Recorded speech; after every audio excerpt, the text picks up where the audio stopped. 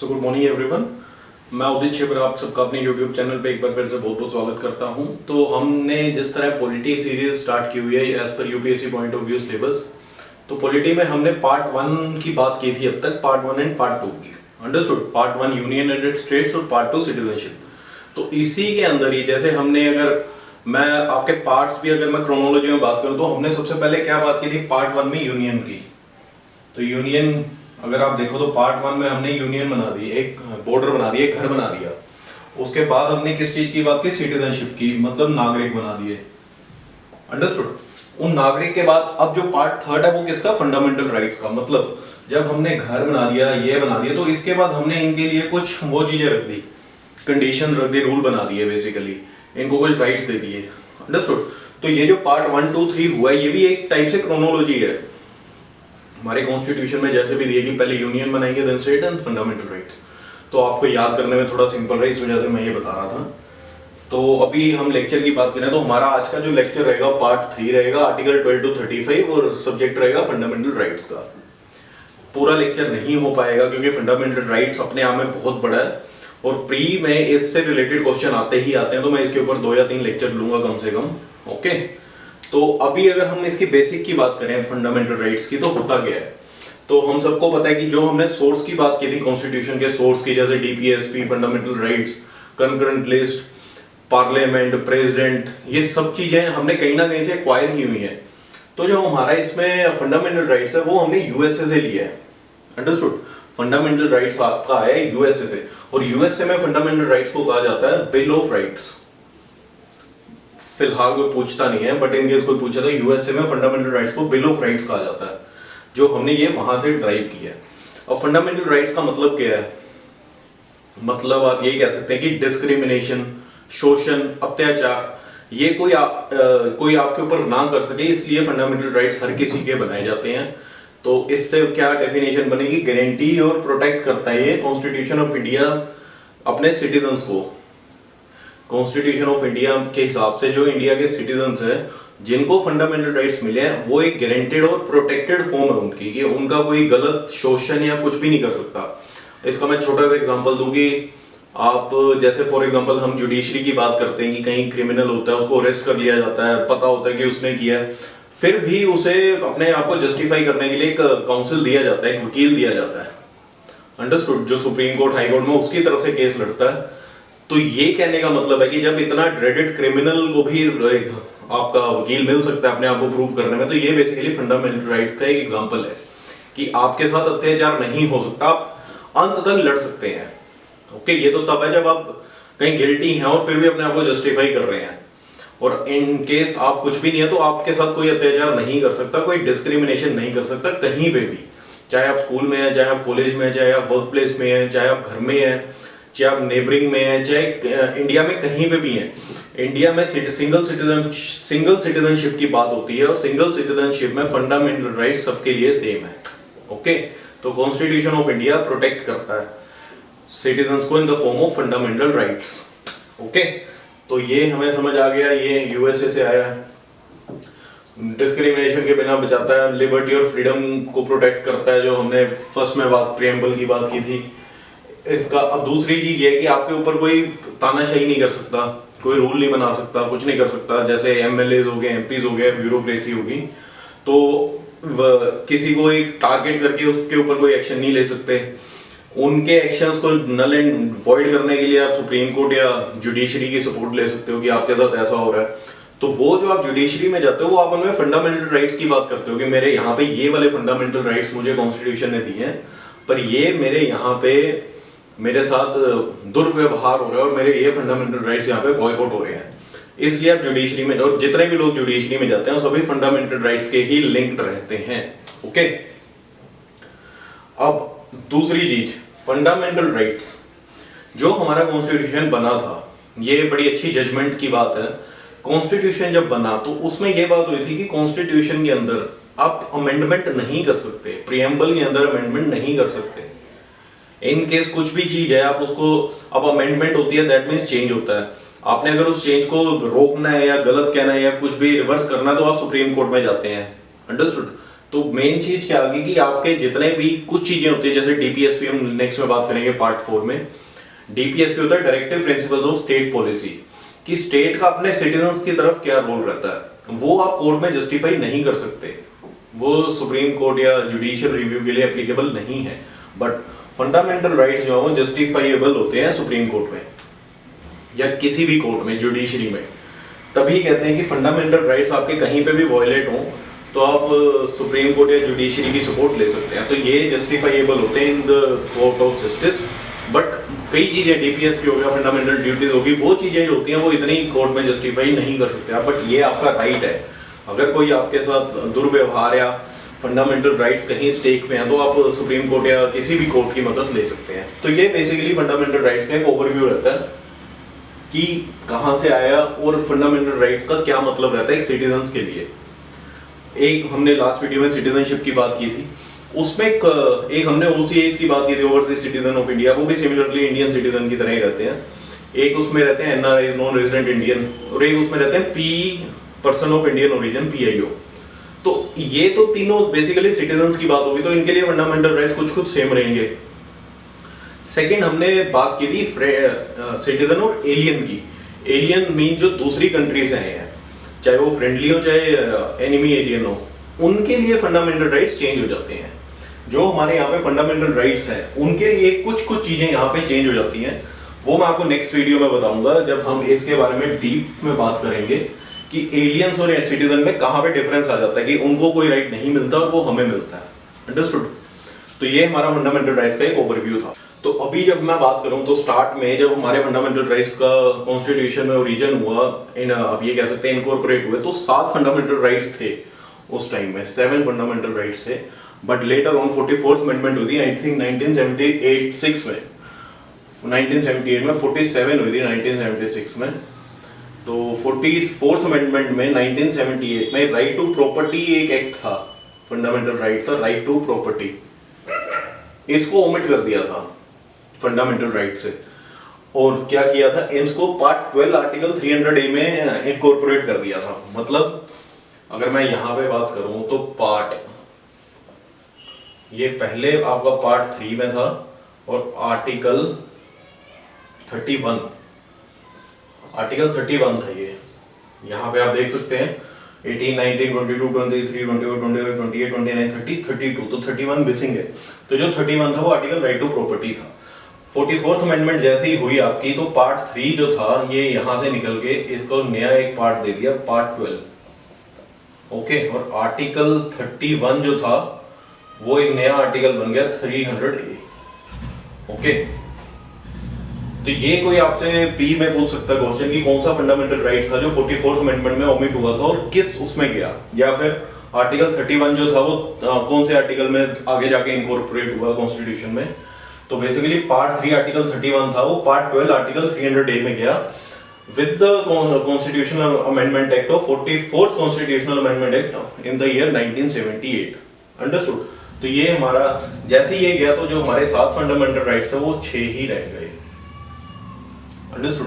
तो अभी हम जो बात करते हैं हम 6 फंडामेंटल राइट्स की बात करते हैं, जैसे हमारे यहाँ पे मेंशन है 1, 2, 3, 4, 5 और 6। ठीक है, तो ये चीज रहती है। इसके बाद एक स्टेट टर्म रहती है। स्टेट आप सबको वैसे पता है कि क्या रहता है, पर स्टेट में आपको वैसे बता दूं। स्टेट, अगर मैं हिस्ट्री की बात करूं, हिस्ट्री में हमने बात की थी प्रोविंस की, सबको याद होगा। प्रोविंस क्या रहता था, प्रोविंस राज्य को कहते थे, स्टेट को कहते थे। जैसे प्रिंसली स्टेट्स हो गए और प्रोविंस हो गए, तो जो प्रोविंस थे उसको स्टेट कहते थे। बेसिकली स्टेट का मतलब क्या रहता है, स्टेट का मतलब रहता है एडमिनिस्ट्रेटिव बॉडी, कोई भी गवर्निंग बॉडी, एडमिनिस्ट्रेटिव बॉडी, उसको हम स्टेट कहते हैं। सेकेंडली स्टेट और डिस्ट्रिक्ट जो इनका आपस में कोरिलेशन रहता है, स्टेट रहती है उसके अंदर डिस्ट्रिक्ट, स्टेट वो भी रहती है, बट वो अगर मैं बात करूँ वो प्रोविंस रहेगी। स्टेट आप हर चीज को कह सकते हैं, जो भी एक गवर्निंग बॉडी या एडमिनिस्ट्रेटिव बॉडी है उस जगह की, उसको हम स्टेट कहते हैं। ओके, जैसे यूनियन की बात करें तो यूनियन में स्टेट क्या गवर्नमेंट है और वहां की पार्लियामेंट है।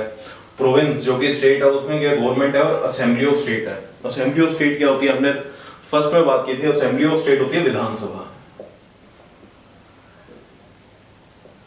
ठीक है, पार्लियामेंट क्या होती है, लोकसभा, राज्यसभा, प्लस प्रेसिडेंट को भी कहा जाता है। ठीक है, ये भी कोई आपसे पूछ सकता है पार्लियामेंट में लोकसभा, राज्यसभा प्लस प्रेसिडेंट 3 लोग होते हैं, उसे पार्लियामेंट कहते हैं। कोई ये क्वेश्चन आया हुआ कई बार। प्रोविंस हो गया गवर्नमेंट ऑफ स्टेट का, सेकेंड थर्ड हो गया पंचायत, म्यूनिसिपैलिटीज, कॉर्पोरेट सोसाइटीज जितनी भी हैं, और फोर्थ हो गया पीएसयूज। तो बेसिकली आप ये देखिए तो इनमें क्या बन रहा है कि जितनी गवर्निंग बॉडीज हैं, यूनियन एक अपनी गवर्निंग बॉडी है, वहां पे पीएम है और उनका अपना एक पीएमओ ऑफिस है और सभी काउंसिल ऑफ मिनिस्टर्स हैं। सिमिलरली स्टेट या प्रोविंस में अपना सीएम है और उनका council of ministers and bureaucracy है। पंचायत में अपना सरपंच है, अपने सिस्टम एंड लॉज हैं। इसी तरह PSUs mean semi government body, जहाँ पे सेमी गवर्नमेंट ऑर्गेनाइजेशन है जैसे बीएचईएल, आईओसीएल, जहाँ पे भी एक गवर्निंग बॉडी, वो भी एक अपने आप में गवर्निंग बॉडी है, उसके अंदर भी लोग काम कर रहे हैं, उसके अंदर भी रूल्स एंड रेगुलेशंस हैं, यूनियन है। तो बेसिकली ये सब वो चीजें जहाँ पे जो भी रूलिंग या एडमिनिस्ट्रेटिव बॉडी होती है उसे हम स्टेट कह देते हैं। अंडरस्टूड? कई जगह पॉलिटी में स्टेट को यूज किया तो वहां कंफ्यूज नहीं होना कि वो स्टेट वो है या प्रोविंस है। तो कहीं स्टेट का अगर मतलब आ रहा तो दैट मींस गवर्निंग बॉडी की बात कर रहे हैं कि उस एरिया की गवर्निंग बॉडी या एडमिनिस्ट्रेटिव बॉडी के बारे में। ओके, तो ये रहता है स्टेट के बारे में। अब इनमें जो नेक्स्ट में बात करें तो ये सब तो आपको बेसिक ओवरव्यू पता लग गया। जो भी हमारे रूल बनते हैं, गवर्नेंस बनती है, लॉज बनते हैं, उसमें क्या रहता है? सबसे पहली बात, आपका कोई भी लॉ बन रहा है, कोई भी रूल बन रहा है, कोई भी एक्ट आ रहा है, कोई भी पॉलिसी आ रही है, अगर वो फंडामेंटल राइट्स के विरुद्ध जाता है, अगेंस्ट जाता है या उसे काटता है, तो वो लॉ बन ही नहीं सकता। वो लॉ ऑलरेडी नल और वॉइड कंसीडर हो जाएगा। अंडरस्टूड? ये फर्स्ट आप ये कह सकते हैं थ्योरम है, बेंचमार्क है कि कोई भी लॉ जो फंडामेंटल राइट्स को बॉयकॉट या उसको उसके विरुद्ध जा रहा है, जो फंडामेंटल राइट्स में मेंशन है चीजें, तो वो लॉ अपने आप में ही नल और वॉइड काउंट कर दिया जाएगा एज पर constitution of India. Secondly, fundamental rights जो है ये आपके जुडिशियल रिव्यू के लिए एप्लीकेबल है, जिसके तहत आर्टिकल 32, ये हम आगे बात करेंगे, आर्टिकल 32 में आप ये सुप्रीम कोर्ट में जा सकते हैं और आर्टिकल 226 में आप हाई कोर्ट में जा सकते हैं। आर्टिकल 12 to 35 फंडामेंटल राइट्स की बात होती है तो आर्टिकल 32 का मतलब सुप्रीम कोर्ट में जाना नहीं रहता। इसका मतलब है article 32 right to constitutional remedies, ये सबने सुना होगा।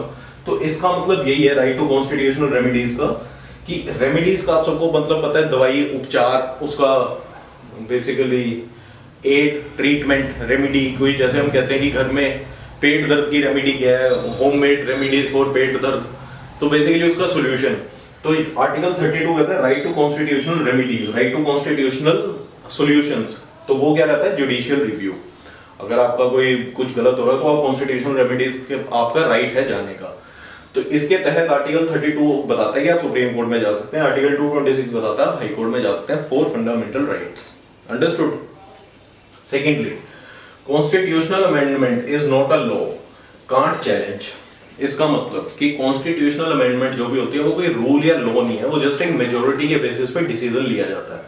तो आप उसको ना तो लॉ है और ना उसको चेंज कर सकते हैं, ना उसको चैलेंज कर सकते हैं कहीं पे। ये एक स्टेटमेंट थी बिफोर 1973 कि कॉन्स्टिट्यूशनल अमेंडमेंट को आप कुछ नहीं कर सकते, वो डिसीजन मेकिंग है विद होल मेजोरिटी, और उसमें जो बन गया वो कहीं चैलेंज नहीं हो सकता।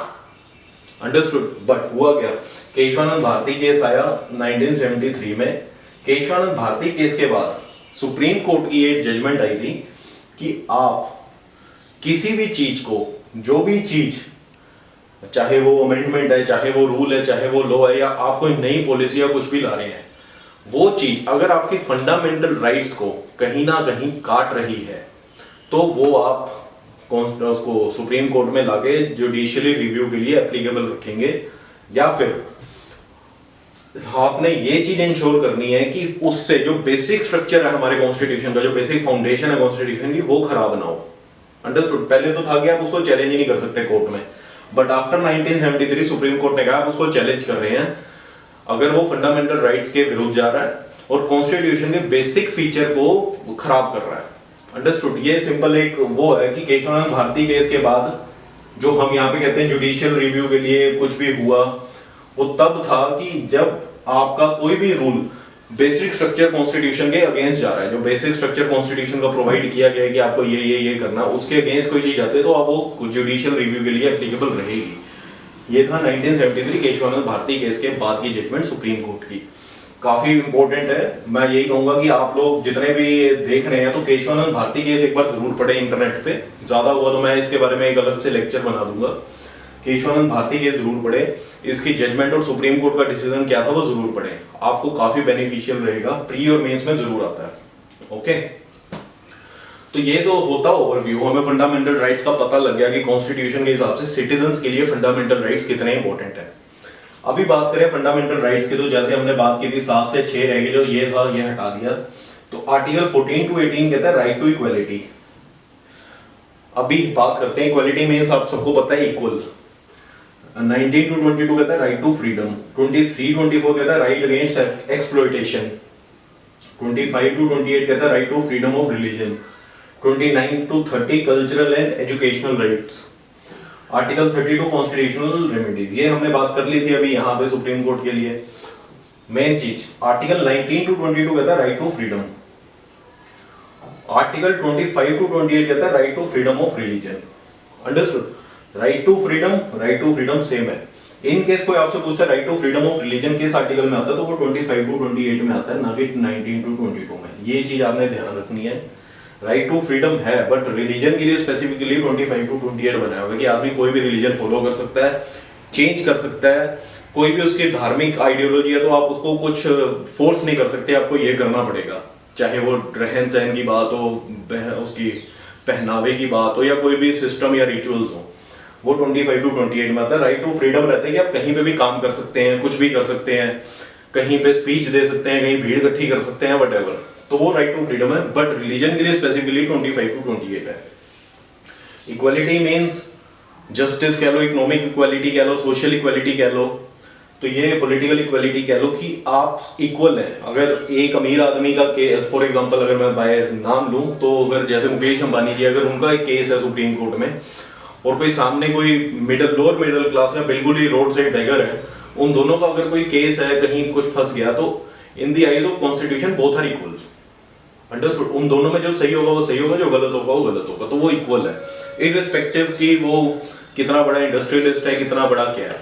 ठीक है, राइट टू इक्वालिटी पता लग गया, राइट टू फ्रीडम पता लग गया, राइट अगेंस्ट एक्सप्लॉयटेशन सबको पता है। जैसे हम चाइल्ड लेबर की बात सुनते हैं तो एक्सप्लॉयटेशन की बिलो इतने एज से बच्चा काम नहीं कर सकता, काफी चीजें होती है, मैं सारी खुल के नहीं बता सकता राइट अगेंस्ट एक्सप्लॉयटेशन के बारे में। तो ये आर्टिकल 23-24 दो में मेंशन किया हुआ है।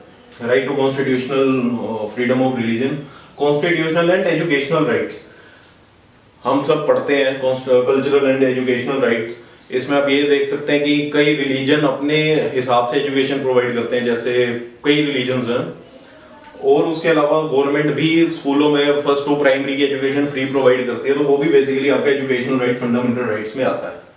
ठीक है, कॉन्स्टिट्यूशनल रेमेडीज के बारे में हमने पढ़ लिया है। तो ये बेसिकली आपके रूल्स हैं। जैसे हम कहीं पे भी जाते हैं तो वहां का एक सिस्टम है, एक आपको बोनस पॉइंट्स दिए जाते हैं, तो बेसिकली फंडामेंटल राइट्स भी हमारे सिटीजन्स के बोनस पॉइंट्स हैं। जितना आप सबको अपने फंडामेंटल राइट्स के बारे में पता होगा, उतना आपको अवेयरनेस ज्यादा होगी और उतना आपके अंदर एक कॉन्फिडेंस रहेगा किसी भी चीज को करने के लिए, कि आप जो कर रहे हैं वो ठीक है या कहीं कुछ गलत हो रहा है। आधे से ज्यादा आज की डेट में दिक्कत क्या है कि लोगों को पता ही नहीं होता कि हमारे फंडामेंटल राइट्स क्या हैं, और उस वजह से कई जगह वो वैसे ही टॉर्चर, हरासमेंट और खुद ही डिस्क्रिमिनेशन को फील कर करके खुद ही स्ट्रेस में आते रहते हैं। अंडरस्टूड?